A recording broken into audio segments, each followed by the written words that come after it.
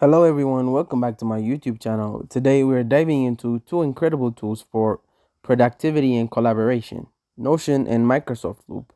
Which one should you use?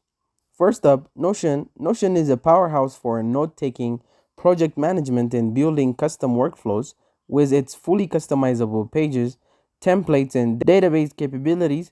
It's perfect for people who want full control over their workspace.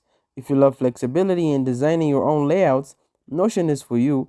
Plus, it's great for solo users and small teams alike. On the other hand, Microsoft Loop is built for real time collaboration.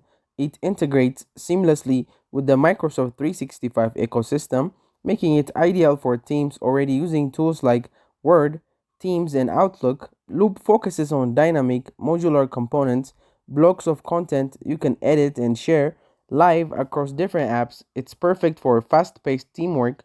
So, which should you pick? Here's a quick comparison. Choose Notion if you need deep customization and versatile project management. Choose Loop if you want a real-time collaboration and tight integration with Microsoft apps. And that's it.